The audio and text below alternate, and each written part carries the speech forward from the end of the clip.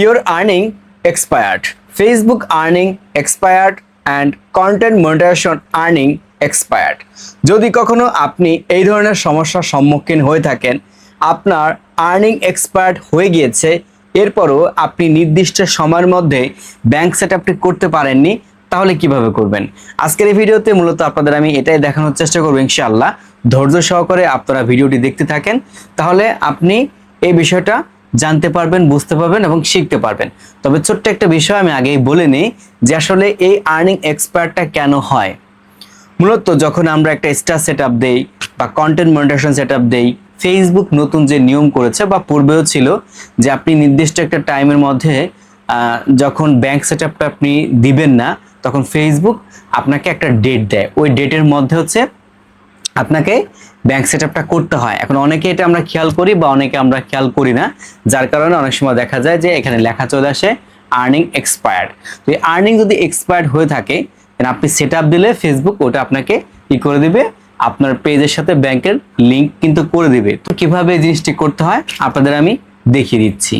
ওকে, তো আমরা চলে আসলাম আমাদের কম্পিউটার স্ক্রিনে। শুরুতে আপনি যে কাজটা করবেন, আপনি ফোন হোক বা ল্যাপটপ হোক, যেটা দিয়ে করেন না কেন, যে কোনো একটা ব্রাউজারকে আগে আপনি পছন্দ করবেন।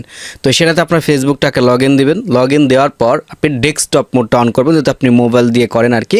তো ডিরেক্টলিভাবে আপনি পে আউটে চলে আসবেন। পে আউট আসার পর আপনার সামনে এরকম একটা অপশন দেখাইতে পারে, your earnings from Facebook stars expired, এরকম লেখা আসতে পারে এবং নিচে লেখা আছে but you can complete setting up Facebook star to earn again, এরকম কিছু আপনার কিন্তু থাকতে পারে। যদি এমনটা থাকে তো সেক্ষেত্রে আপনি এখান থেকে ফিনিশ সেটআপে ক্লিক করবেন, দেন স্টেপ বাই স্টেপ গিয়ে আপনি ফর্মগুলো পূরণ করবেন। কীভাবে পূরণ করবেন সেটা আমি এখান থেকে দেখিয়ে দিব। এছাড়াও যদি আপনি এখান থেকে ট্যাক্স ডকুমেন্টের জিনিসগুলো লেখা থাকে, সেটাও কিন্তু আপনি এভাবে পূরণ করে নিতে পারবেন। আচ্ছা, ফিনিশড সেটআপে আমি ক্লিক করে দিলাম। ফিনিশড সেটআপে ক্লিক করার আগে আর একটা বিষয় আপনাদের আমি দেখাই, এটা হচ্ছে ফেসবুকের নতুন আপডেট। আপনাদের যদি আমি একটু এখানে দেখাই, দেখতে পারবেন লেখা আছে Facebook pay out account information. তো এখানে ফেসবুক বলছে যে $25 ছাড়া কিন্তু আমরা এখান থেকে কী করতে পারবো না, আপডেটটা করতে পারবো না। তো তারপরেও $25 ছাড়া কিন্তু যায়, মানে আমাদের ফেসবুক আমাদের অপশনটা দিয়ে থাকে। তো এখানে আপনার কান্ট্রি দেখতে পাচ্ছেন এখানে এবং দেখতে পাচ্ছেন বিজনেস নাম।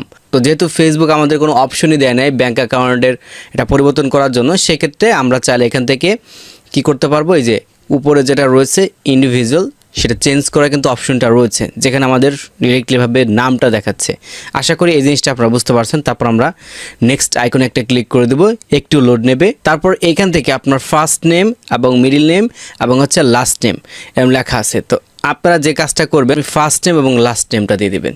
তো এইখানে হচ্ছে এই নামটুকু হচ্ছে গিয়ে হবে না, জাস্ট উপরে হচ্ছে এমডি হবে, আর এখানে এই নামটুকু আমি এখান থেকে বসিয়ে দিব। তো যদি আপনার নামের 3টা ওয়ার্ড থাকে তো সেক্ষেত্রে আপনি মিডিল নেমে দিতে পারেন। তবে আমি সাজেস্ট কখনোই করব না যে আপনারা মিডিল নাম দিন, আপনারা ফার্স্ট নেম আর হচ্ছে লাস্ট নেম এখান থেকে দিয়ে দিবেন। এরপর এখান থেকে যে ডেট অফ বার্থটা আছে, ডেট অফ বার্থটা আপনারা দিয়ে দিবেন। এখান থেকে আপনার ডেট অফ বার্থ দিয়ে দিবেন। এরপর এখান থেকে আপনার অ্যাড্রেস দিবেন, হোম অ্যাড্রেস, অর্থাৎ ভোটার আইডি কার্ডের পেছনে যেভাবে লেখা আছে সেভাবে দিবেন। ঠিক আছে, গ্রাম, পোস্ট অফিস, থানা, জেলা এরকম। এখান থেকে আপনার সিটি দিয়ে দিবেন, এখান থেকে আপনার স্টেট দিয়ে দিবেন অর্থাৎ বিভাগ দিবেন। তারপর পোস্ট কোড, এখান থেকে ফোন নম্বর, এখান থেকে একটা ইমেল অ্যাড্রেস, এখানে 3 number, tick mark option, next একটা ক্লিক করে দিবেন। এরপরে লোড নেবে। লোড নেওয়ার পর আমরা ম্যানুয়ালিতে ক্লিক করব। দেখতে পারবেন এখানে নোটিফিকেশন একটা চলে আসছে। এখানে মূলত আমাদের ব্যাংক অ্যাকাউন্টটা পরিবর্তন করতে হবে। তো এখানে একটা সমস্যা হচ্ছে যে এখানে যে নামটা দেওয়া আছে আর কি, এই নামটা এখান থেকে আর কি ভুল।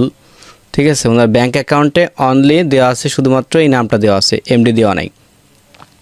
তো সেক্ষেত্রে আমরা ডিফারেন্টে আসতে পারি। তারপর পার্সোনাল ব্যাঙ্ক অ্যাকাউন্টে আসবো, তারপর নেক্সট অ্যাকাউন্টে দিয়ে দিব। ওকে, তো এইখান থেকে একটু লোড নেবে।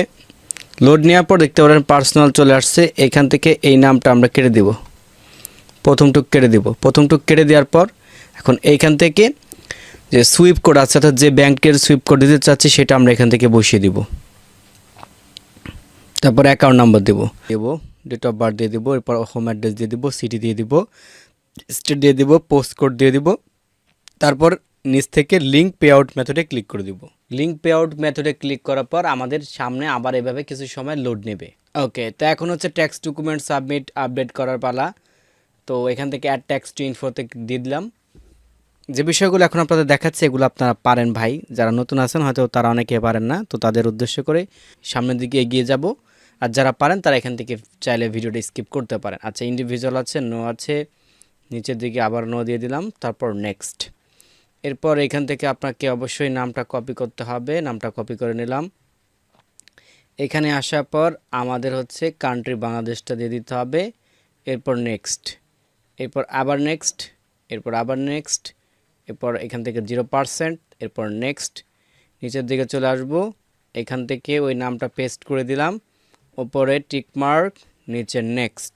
ওকে, যেহেতু ফর্মটা চলে আসছে নিচের দিকে স্ক্রল ডাউন করে চলে আসব, সাবমিট ফর্মে একটা ক্লিক করে দিব। তো দেখতে পারবেন এখান থেকে your tax information is complete এরকম দেখাবে। নিচের দিকে এসে আমি এখান থেকে ডানে একটা ক্লিক করে দিব। তো ডানে ক্লিক করার পর আমাদের এরকম ইন্টারফেস চলে আসবে, এখান থেকে আমি ডানে ক্লিক করে দিলাম। এখন যদি এখান থেকে আমি একটা রিফ্রেশ করি তাহলে দেখতে পারবেন এটা এখান থেকে চলে যাবে।